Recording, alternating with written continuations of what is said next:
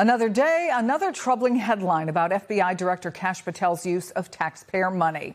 Government emails obtained by the Associated Press show Patel was allowed to snorkel at the Pearl Harbor Memorial in Hawaii last summer, one of the nation's most hallowed sites. As one Marine veteran trained to check on the site put it, it's like having a bachelor party at a church. At the time, the FBI had insisted Patel was there on official business. What they didn't say was that Patel returned to Hawaii later for 2 more days, and that's when he went on that private snorkeling excursion. It is the latest in a pattern of Patel blending professional responsibilities with leisure activities on the taxpayer's dime. Joining me now is Michael Feinberg, MS Now national security and intelligence analyst and former FBI assistant special agent in charge. Michael, first, have you ever heard about anything like this before? I have not. Actually, quite the contrary.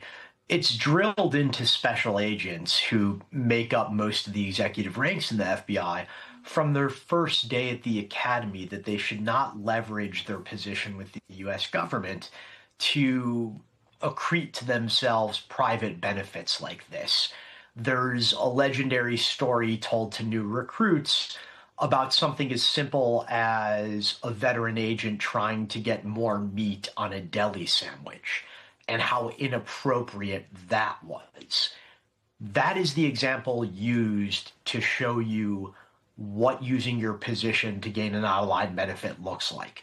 What Kash Patel is alleged to have done is orders of magnitude worse than that.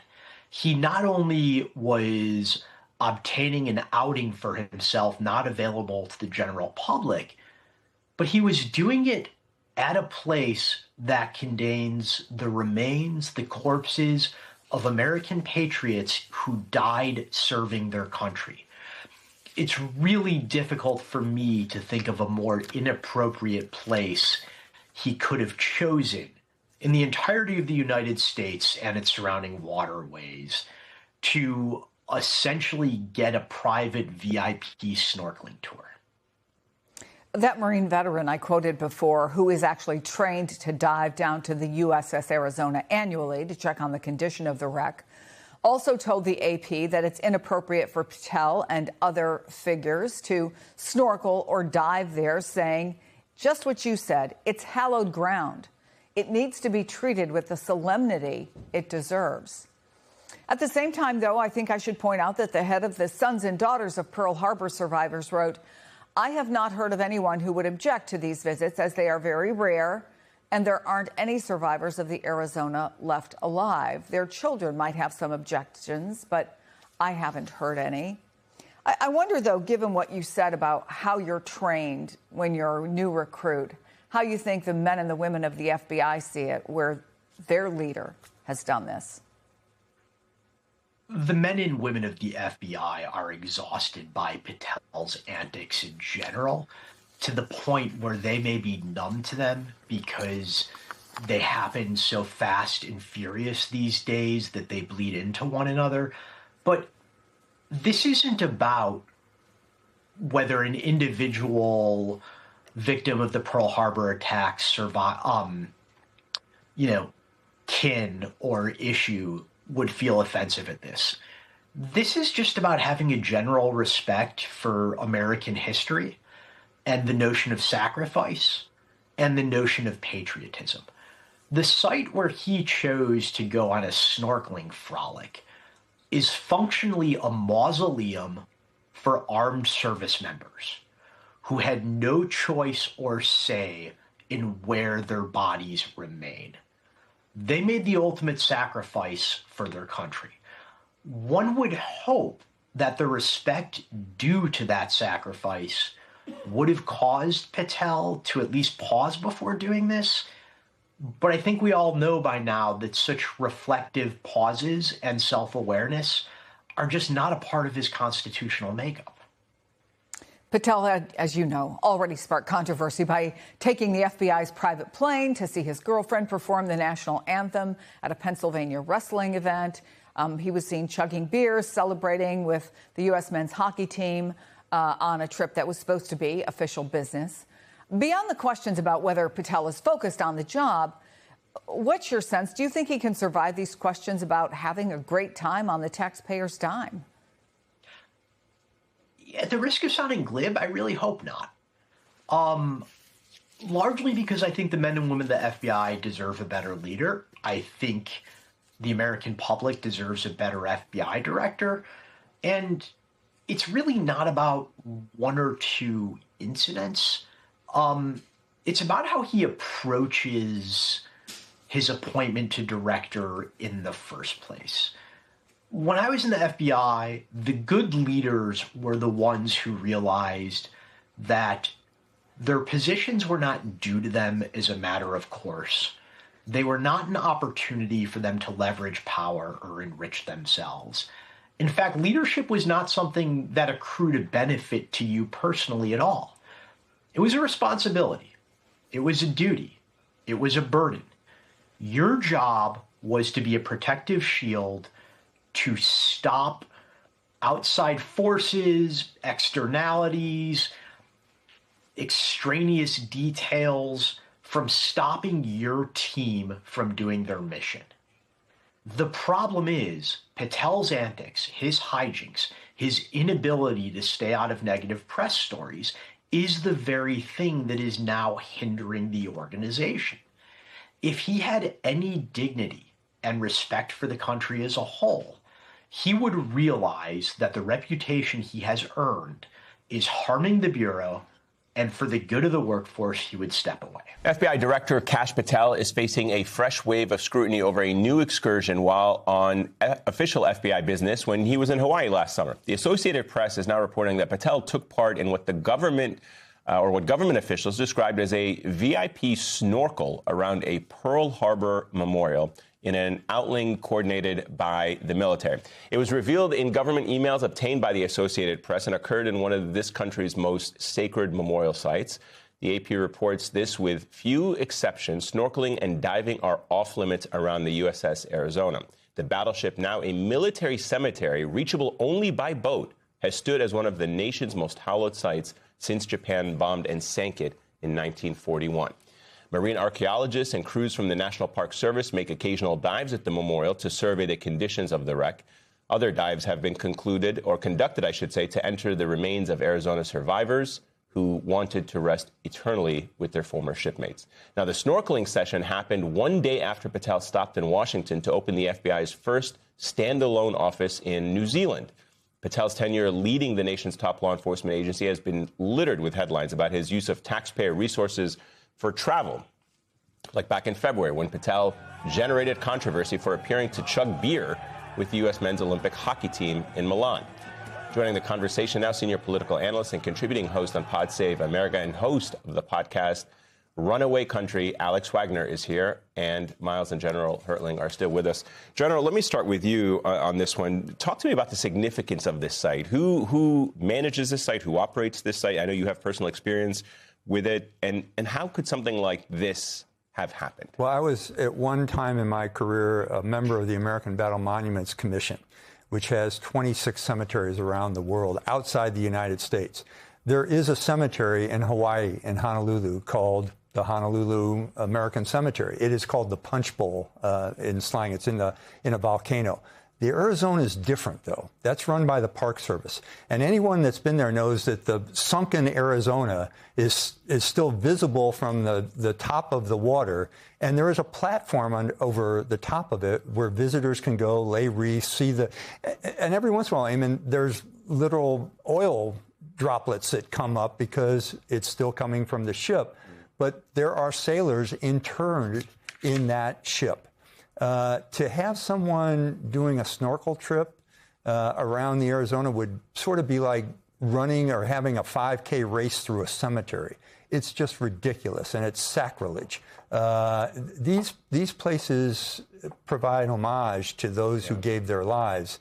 And to me, this particular event that Mr. Patel went through just shows how much he's lost contact with reality and thinks that his position allows him to do these kind of things. Yeah, deeply offensive and disrespectful. Alex, let me share some more of the Associated Press reporting.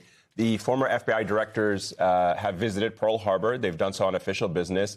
None going back to at least 1993 has gone snorkeling at the memorial, according to those familiar with their activities, and a former government diver who spoke to AP on condition of anonymity for fear of retribution.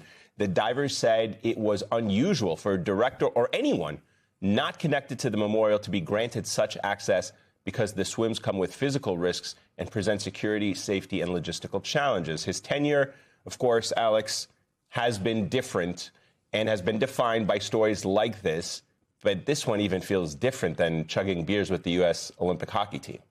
Yeah, there's something about a very important person snorkeling around a mass grave that does not ring normal, Amen.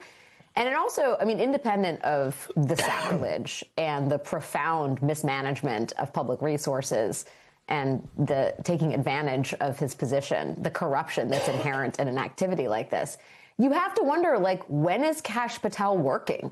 He's snorkeling, he's drawing up batches of bourbon to give to his cronies, he's chugging beer overseas. I mean, this person is the head of the FBI at a time when the resources and the serious people in the building have been kicked out. There are very real threats to the homeland. Who has their hand on the captain's wheel? I mean, we already knew that the DOJ was beclowning itself with these bogus investigations and weaponized attacks against Trump's enemies. But this is another level of unseriousness that I think actually might resonate with Donald Trump. I mean, the idea, first of all, just the image of Kash Patel in a flippers and a snorkel mask is like disconcerting enough to be fired, but to be doing so at Pearl Harbor is another level of comedic inappropriateness and utter disqualification. Yeah, Miles, I mean, you've worked for the government. You've traveled with senior officials. You've been on trips where I'm sure people take a minute to pay respects wherever they may be in situations like this. But this is different. I mean, how were your trips different than what Kash Patel is doing here? Well, I've taken cabinet secretaries to that spot, to Pearl Harbor. I've organized that trip. I've led it. It never even occurred to me to say, bring your swimsuit, let's pop on a snorkel, and let's go swim through a cemetery, like the general said. Never occurred to me, was also never offered up to me. And this is pure speculation, but I've got to suspect that this was something that Kash Patel himself suggested doing. Otherwise, I don't know how it would have come up. But you hear all of this, and anyone who's been in government, in any administration, hears all of this and says, what the hell is going on here? The snorkeling, the chugging, the beers, the taking government jets to see his girlfriend performing. Kash Patel is acting like this is rich kids' spring break. That's not what this is. We are paying you to protect our interests. Doesn't seem like he's on the job very much, but when he is on the job, it seems like he's just focused on the president's retribution and going after his enemies and persecuting people and apparently sending agents to go investigate reporters who tell these stories, to go polygraph the FBI employees who are talking to those reporters to try to sound the alarm. This guy's got his priorities inside out. But it's not just him. This comes from the top, and I think that's what we have to focus here. Donald Trump is giving Kash Patel permission to do this, and we need to make sure that that is clear. What I find most revealing about this entire controversy is not even the snorkeling itself. It is the reaction people are having to it. The reason this story has struck such a nerve is because a lot of Americans already feel like Washington has become a place where high-ranking officials receive special treatment, while ordinary people are expected to follow every rule perfectly. So when reports emerge that FBI Director Kash Patel participated in a VIP snorkeling outing around the USS Arizona Memorial during official government travel, people immediately see it through that broader lens. And honestly, I understand why. Pearl Harbor is one of those places that carries enormous emotional weight in American history. The USS Arizona Memorial is not just a monument people casually visit on vacation. It is a military grave site where more than 1,000 Americans lost their lives during one of the most devastating attacks the country has ever experienced. Many of those sailors are still entombed within the ship itself. That is why the site has traditionally been treated with such care and restraint over the decades. According to the reporting discussed in the transcript, snorkeling and diving near the memorial are generally restricted, except for highly specialized purposes such as preservation work or ceremonial interments connected to surviving veterans. So when people hear that the sitting FBI director was granted unusual access for what officials reportedly described as a VIP outing, it naturally raises questions about judgment and priorities. What also stands out to me is how unnecessary this entire situation feels. Nobody was demanding that the FBI director participate in some kind of exclusive experience at Pearl Harbor. Previous FBI directors apparently visited the memorial without engaging in anything remotely similar. That detail matters because it shows this was not some routine tradition attached to the office. It appears to have been highly unusual, which is part of why the story keeps gaining attention. I also think this controversy lands differently because Kash Patel already carries a very public and highly political image. The transcript referenced previous headlines involving taxpayer-funded travel and public appearances that critics viewed as overly theatrical or unserious for someone running the FBI. Whether supporters agree with those criticisms or not, the cumulative effect is that many people are beginning to associate Patel less with the traditional image of a disciplined law enforcement official and more with the culture of spectacle that increasingly surrounds modern politics. And that is a real problem for an institution like the FBI because public trust matters enormously. The FBI director oversees issues involving terrorism, organized crime, cyber threats, counterintelligence, and national security investigations. Americans expect the person holding that office to project seriousness, professionalism, and discipline because the responsibilities are extraordinarily significant. When headlines instead revolve around snorkeling controversies and viral political optics, it risks making the institution itself appear less serious to the public. I also think many Americans are growing tired of the feeling that politics has become performative in general. There is this constant cycle of viral moments, loyalty tests, dramatic headlines, and attention-grabbing behavior that often seems disconnected from the actual responsibilities of governing. Meanwhile, ordinary people are dealing with rising living costs, political instability, and uncertainty about the future. So when officials appear to spend time engaging in activities that look symbolic of privilege or exclusivity, frustration builds very quickly. To me, the broader issue here is respect. Not only respect for historic sites, but respect for the offices people hold and the expectations attached to them. Places like Pearl Harbor occupy a unique space in the American conscience because they symbolize sacrifice and collective memory. Most Americans instinctively believe those places should remain above personal branding, political spectacle, or VIP experiences. And I think that is why this story continues resonating. It feeds into a growing perception that too many officials in positions of power are becoming detached from the seriousness of the institutions they represent and from the standards of conduct that ordinary Americans are still expected to uphold every day.